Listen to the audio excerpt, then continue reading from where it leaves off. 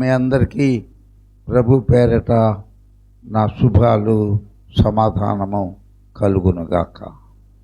ప్రియమైన దేవుని బిడ్డలారా, చాలా కాలం క్రితం 1969వ సంవత్సరంలో ఖచ్చితంగా జూలై 20వ తారీఖున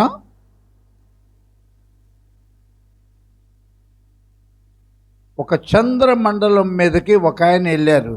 పేరు ఎవరైనా చెప్పగలరా? నీల్ ఆర్మ్స్ట్రాంగ్. జూలై 20, 1969. ఆ తర్వాత ఈ జేమ్స్ ఇర్విన్ ఇటువంటి వారు తర్వాత బోల్డ్ మంది వెళ్ళారు. అయితే నీటి మీద నడిచిన వారు ఎంతమంది ఉన్నారు? పేతురు, ప్రైజ్ ద లార్డ్. యేసయ్య పేతురు తప్ప నేటికి ఏ ఒక్కడు నీటి మీద నడవగలిగిన సామర్థ్యము కలిగిన వాడు ఒక్కడు లేడు. భవిష్యత్తులో కూడా ఎవ్వడూ ఉండడు. అది ఎలా సాధ్యము? 14వ అధ్యాయము మత్తయి సువార్త 22 నుండి నేను చదువుతున్నాను, చూడండి. వెంటనే ఆ జన సమూహములను తాను పంపివేయునంతలో తన శిష్యులు దోణి ఎక్కి తనకంటే ముందుగా అద్దరికి వెళ్ళవలెనని ఆయన, ఎవరు? యేసయ్య శిష్యులను బలవంతము చేశాను. ఎప్పుడు బలవంతం చేస్తామమ్మా? రేపు మా అబ్బాయి పెళ్ళండి, 12 గంటలకల్లా భోజనాలు మొదలవుతాయి, 11ంటికి పలానా చర్చిలో మ్యారేజ్ ఉంటుంది అంటే రాను అని ఎవరైనా అంటే, రాలేను అంటే నాకు ఒక్కడే కొడుకయ్యా, అప్పుడు బతిమలాడతాం. ఏమంటాం? ఇంకా బలవంతం చేస్తాం. ఒక్కసారి వచ్చి పిల్లల్ని ఆశీర్వదించి మా ఆతిథ్యం ఒక ముద్ద తినేసి వెళ్ళు. ఎలీషా ప్రవక్త కాలంలో షూనేమీరాలని ఒక ఘనురాలు, ప్రైజ్ ద లార్డ్, షూనేమీరాలనే ఘనురాలు దగ్గరికి ఎలీషా అక్కడికి వచ్చినప్పుడల్లా ఆమె ఇంటికి ఎందుకు భోజనానికి వెళ్తుండేవాడు? బలవంతము చేస్తూ ఉండేదంట ఎప్పుడు. కాబట్టి ప్రియ దేవుని బిడ్డలారా, వెంటనే ఆ జన సమూహములను తాను పంపివేయునంతలో తన శిష్యులతో చెప్తున్నాడు, దోణి ఎక్కండి, తనకంటే ముందుగా అద్దరికి వెళ్ళండి మీరు. అయ్యా, నువ్వు లేకుండా మేమెట్లా? నువ్వు ఎక్కవా మా దోణిలో? మమ్మల్ని వెళ్ళమంటున్నావేంటి? నువ్వు రాకపోతే మేము వెళ్ళలేమయ్యా అంటే బలవంతము చేశాడంట. అది బలవంతం. బలవంతము చేసి వెళ్ళండి వెళ్ళండి వెళ్ళండి, నేను కాసేపు పడుకొని వస్తాను అన్నాడా? పై భాగంలో 5,000 మందికి ఆహారం పెట్టిన భాగం పైన ఉంది. ఇప్పుడు చదివిన దానికి పైన అక్కడ ఆ జన సమూహమును పంపివేసి బలవంతంగా తన శిష్యులు 12 మందిని నావలో దోణిలో ఎక్కించి పంపించి ఈయన ఎక్కడికి వెళ్ళాడంట? ప్రార్థన చేయుటకు ఏకాంతముగా ఒలీవల కొండ ఎక్కాడు. ఇశ్రాయేలీలకండి 4 జాములు ఉంటాయి. సాయంత్రం 6 గంటల నుంచి 9 గంటల వరకు ఒక జాము, 9 గంటల నుంచి 12 గంటల వరకు ఒక జాము, రాత్రి 12 గంటల నుంచి తెల్లవారుజాము 3 గంటల వరకు ఒక జాము, 3 నుండి మళ్ళీ 6 గంటల వరకు 4వ జాము. ఇది గుర్తుపెట్టుకోండి. శిష్యులనేమో బలవంతం చేసి ఎక్కించి పంపించేశాడు. తమ దేవునిని ఎరుగువారు బలము కలిగి గొప్ప కార్యములు చేస్తారని ప్రారంభంలో ఒక మాట ఉపయోగించా. ఎరగాల హూ ఈజ్ జీసస్. చూడండి, ఆ జన సమూహములను పంపివేసి ప్రార్థన చేయుటకు ఏకాంతముగా కొండ ఎక్కిపోయి సాయంకాలమైనప్పుడు కొండ మీద ఒంటరిగానే ఉండెను యేసయ్య. ఒక్కడే ప్రార్థన చేస్తున్నాడు. ఏకాంతముగా ఒంటరిగా ఉండెను. అప్పటికి ఆ దోణి దరికి అంటే ఈ ఒడ్డుకు దూరముగా ఉండగా గాలి ఎదురైనందున అలల వలన కొట్టబడుచుండెను.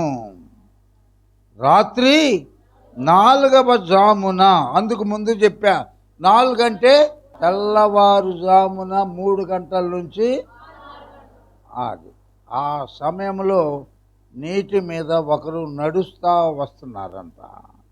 అస్సలకే పడవ తల్లకిందులైపోతుంది. గల్లే సముద్రం ఎలా ఉంటుందో చెప్పాను కదా. ఆ ఉరబడికి చచ్చిపోయారు అనేకులు. అంతకుముందు యేసయ్య తెల్లవారుజామున 4వ జాములో ఇక తెల్లారుతుంది అనగా స్పష్టంగా మనిషి కనపట్టలేదు. దూరంగా సముద్రం మీద నడుచుకుంటూ ఒకరు వస్తున్నారంట. ఆలోచన చేయండి. ఒకరినొకడు వాటేసుకున్నారు, పెద్దగా అరుస్తున్నారు, భూతం భూతం. ఎందుకంటే చాలామంది చచ్చిపోయి ఉన్నారు కదా. ఏదో దయ్యం వస్తుందమ్మో, లేకపోతే నీళ్ళ మీద ఎవరు నడుస్తారు. అప్పటి వరకు తాము సేవిస్తున్న, తాము వెంబడిస్తున్న యేసు, ఆయన లెక్కలేనన్ని కార్యములు, అద్భుత కార్యములు, స్వస్థతలు ఇవన్నీ చేయటం 12 మంది పక్క నుండి చూశారు కదా. మీరు వెళ్ళండి నేను వస్తానన్నాడు కదా. ఆ శిష్యులను విడువడు ఎడబాయడని ఎరిగి ఉండి కూడా అమ్మా భూతం భూతం అని ఒకరినొకడు వాటేసుకుంటున్నారు. ఇప్పుడు చూడండి, అప్పటికి ఆ దోణి దరికి దూరముగా ఉండగా గాలి ఎదురైనందున అలల వలన కొట్టబడుచుండెను.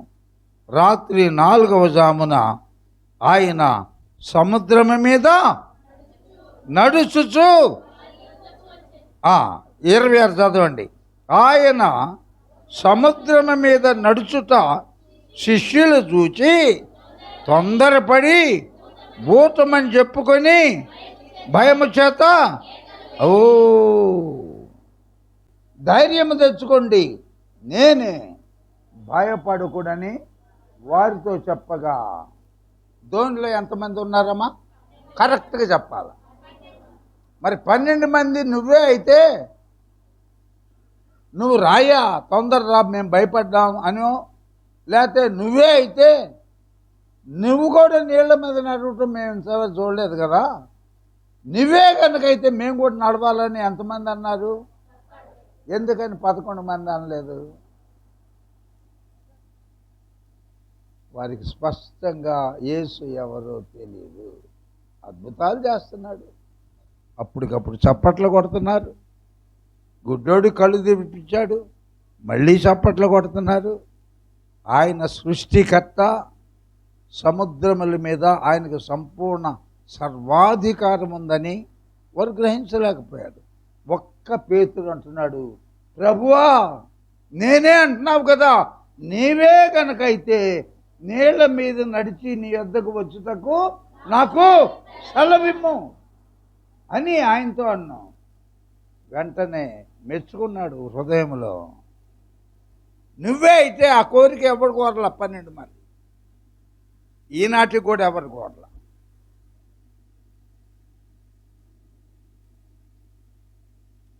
దేవుడు మనకు తోడుగా ఉన్నాడు అనేది మనం మర్చిపోకూడదు. మా విశ్వాసంలో మెట్లు ఎర్ర సముద్రం దాకా వచ్చారు.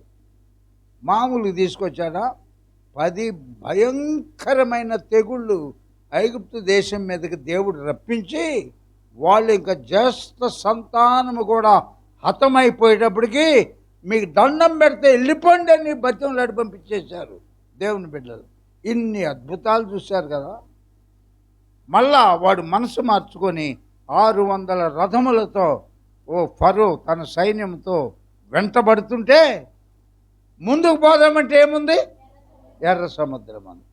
10 తెగుళ్ళు రప్పించిన వాడు ఈ ఎర్ర సముద్రం నుంచి దాటించగలడని నమ్మలేకపోయారు కదా.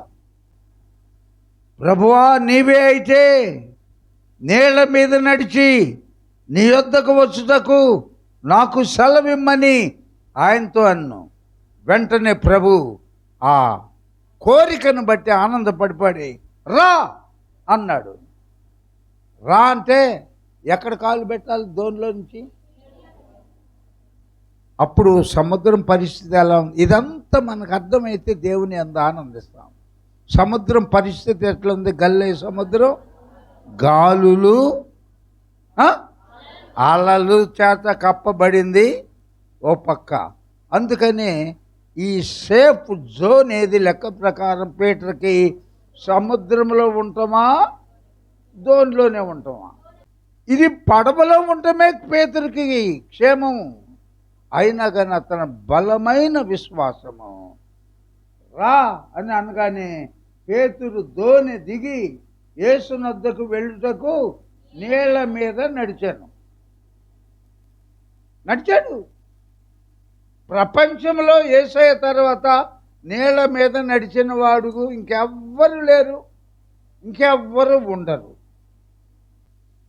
అపోస్తులైన పౌలు హెబ్రీ సంఘానికి రాసిన 12వ పత్రిక, ఎంత గొప్ప సాక్షి సమూహము మేఘములాగా మనకు చుట్టూ ఆవరించిన మనము కూడా ప్రతి మన దిగులు చింతలను ఊరికనే పాపంలో పడవేసే నిన్ను నన్ను అటువంటి వాటికి విడిచిపెట్టి యేసు వైపుకు చూచుచు ఓపిక కావాలి. విశ్వాసమునకు కర్త దాన్ని కొనసాగించువాడైన యేసు వైపుకు చూస్తూ పేతురు నేనే రా అనగానే ముందు వెనకల నేను పడవలో ఉన్నాను, ఇది సముద్రమే అని చోట్ల యేసయ్యనే చూస్తున్నాడు. మామూలుగా దిగేసి వెళ్ళిపోతున్నాడు. Praise the Lord. నేల మీద నడిచినట్టే పోతున్నాడు. నీవే అయితే నేను కూడా నీళ్ళ మీద నడిచి వచ్చుటకు నాకు సెలవిమ్ము రా అనగానే ఎట్లా దిగుతాడండి? దిగేశాడు. ఆయన దృష్టి అంతా విశ్వాసమునకు కర్త దాన్ని కొనసాగించువాడైనా యేసునే చూస్తున్నాడు.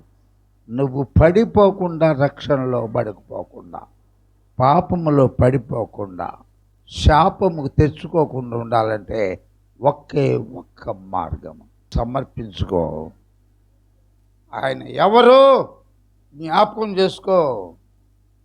ఆయన శక్తి సామర్థ్యాలు ఏమై ఉన్నాయో జ్ఞాపకం చేసుకో. పెనుగాలులు వీచిన, సముద్ర కెరటాలు మెల్లను భయభ్రాంతులు చేసిన నువ్వు ఉన్నావు నాకు, నువ్వు ఉంటే నాకు చాలు యేసయ్యా, నేను నీ వెంటే ఉంటా. కొట్టండి చప్పట్లు.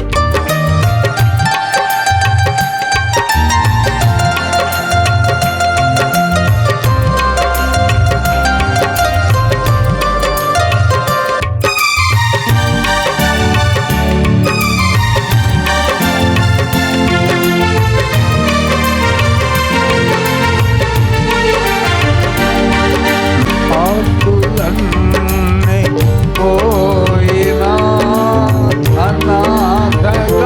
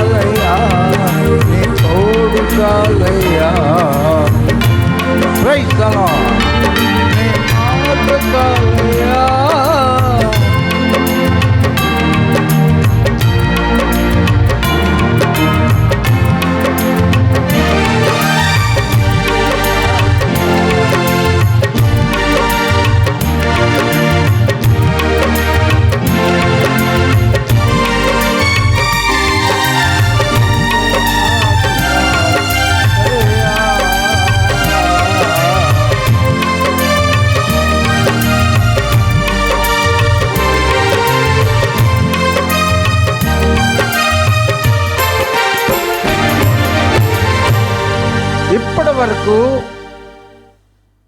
దేవుని వైపు తన చూపు రా నేనే అనగా నువ్వు ధోనిలో నుంచి దిగేశాడు. నీరు అనుకున్నాడో లేదో జ్ఞాపకం లేదు అసలు. అది దృష్టి అంతా యేసయ్య మీద ఉంది. భూతము కాదు నా ప్రభువే అని చూశాడు. నీళ్ళలో అడేటప్పుడు కనీసం మెట్టు దిగేటప్పుడు ఊరకు ఒకసారి చూస్తాం కదా. చాలా సునాయాసంగా యేసు వైపు మాత్రమే దృష్టి. ఓడలోని దిగాడు. ఇక మూట ముళ్ళ నడుము కట్టుకోవటం వింటే 11 మంది వెనక లాగేవాళ్ళు ఉన్నాయి. ఏ ఏంటి రెడీ అవుతున్నావేంటి? నేను వెళ్తా ప్రభు దగ్గరికి. అరే సముద్రం ఉండేది. మన దృష్టి ఎక్కడుంది? ప్రార్థనకు వచ్చినప్పుడు మనం అలా ఉండాలి. యేసు మాత్రమే కనపడాలి మనకు. ఏ తలంపులు కూడా చెదరకూడదు. దిగేశాడు. వాళ్ళ మాటలు అసలు వాళ్ళ మాటలు కూడా వినపట్లేదు తనకి. ఎవరికి ఏం కనపడుతుంది? యేసయ్య మాత్రమే కనపడుతున్నాడు. వెళ్ళిపోయాడు దాదాపు సుమారుగా. ఇప్పుడు చూడండి, యేసు నద్దకు వెళ్ళుటకు నీళ్ల మీద నడిచెను కానీ సమీపమునకు వెళ్ళిన తర్వాత దేని చూశాడు అంటే ఇప్పుడు ఏం చూడలేదు. అది యేసయ్యను చూడడం పోయింది. ఉవ్వెత్తున ఎగసపడుతున్న అలల వైపు పోయింది. ఏమీ సాధించలేము అటువంటి పరిస్థితుల్లో. రక్షించమని, ప్రభువా నన్ను రక్షించు, ప్రభువా సగం దిగిపోయాడు. వెంటనే యేసు చెయ్యి చాపి అతనిని పట్టుకొని అల్ప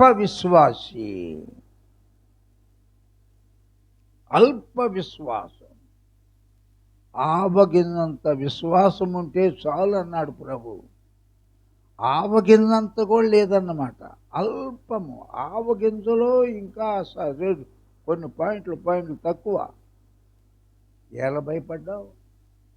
నేను ఎవరినో నీకు తెలుసు కదా. ఈయన అన్నాడు, నువ్వు నన్ను గురించి ప్రజలు ఏమనుకుంటున్నారు?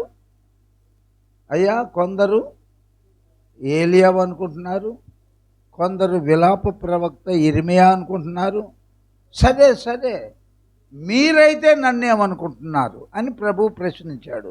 ఎవరైనా మాట్లాడారా? 12 మందిలో ఒక్కడు మాట్లాడాడు.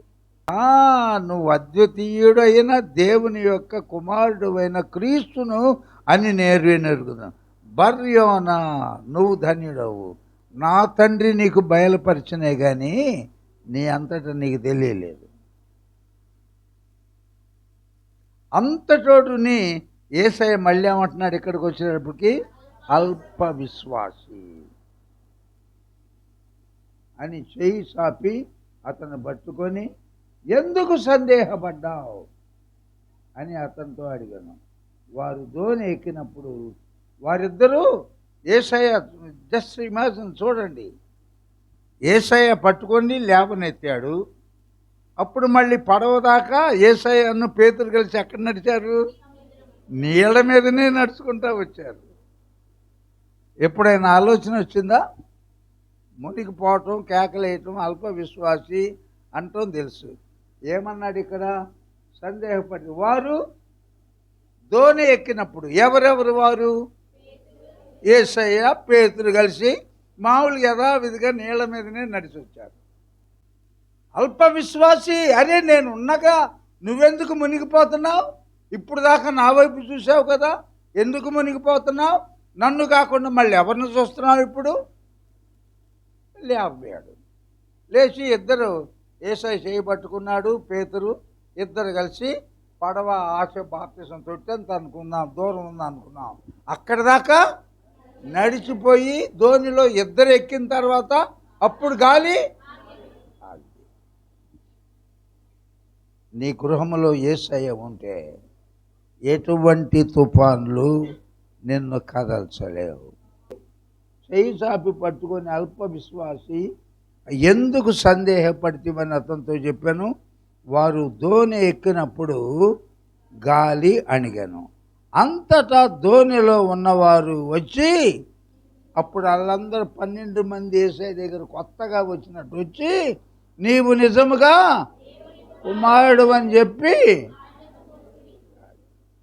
ఇందాకే పోత మంది వాళ్ళే అంటే గాలికి చెదరగొట్టు పొట్టు వలె సంవత్సరాలు జరుగుతుండగా మన ఆత్మీయ జీవితము నూతన పరచబడుతూ ఉండాలి. అదే ప్రార్థన జీవితం. ప్రారంభంలో ఒక 5 నిమిషాలు చేసావు, నడవలా. ఏకాంతంగా ప్రభు దగ్గర కూర్చో. అయ్యా 5 నిమిషాలు కూడా ప్రార్థన చేయలేకపోతున్నానయ్యా, ఏదో చెయ్యాలి కాబట్టి చేస్తున్నానయ్యా, ఆత్మీయంగా లేదయ్యా నా ప్రార్థన అని అడుగు, బలపరుస్తాడు. దేవుని రాజ్యం చేరాలి అంటే, దేవుని కొరకు బ్రతకాలంటే త్యాగ బుద్ధి కావాలమ్మా, సమర్పణ కావాలమ్మా. ధనవంతుడైన యవనస్తుడు యేసయ్య ఒక చోట ఉంటే పరిగెత్తు వచ్చి దూరముగా ఉండి మోకాళ్ళ మీద ఉండి, బోధకుడా నిత్య జీవం పొందుటకు కోరిక ఎంత బాగుందో చూసారా? నిత్య జీవము నేను పొందుటకు నేనేం చేయవలను? చాలా క్లియర్గా ప్రభు చెప్పాడు. ఇంకా మధ్యలో మాట్లాడొద్దు, కానీ నీకున్న ఆస్తి అంతా అమ్మి పేదలకిచ్చి ఇక్కడే ఉంటా, నా వెంటరా, నిత్య జీవనకు పోయే మార్గం. నిత్య జీవానికి వెళ్ళాడు అతను.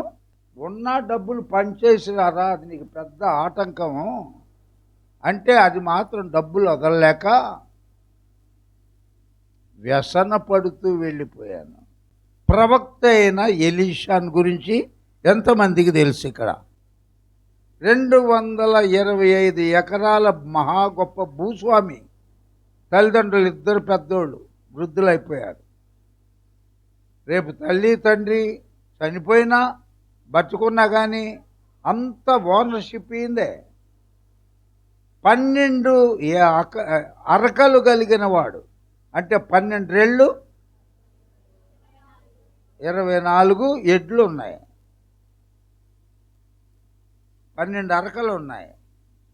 ఇతడు ఎంత తగ్గింపు స్వభావం కలిగిన వాడంటే, 12వ ఎకరాన్ని కూడా, రే నువ్వు ఈరోజు పొలం దున్ను, నాకు వేరే బొంబాయి పోయే పని ఉంది అంటే దున్నుతాడు కదా.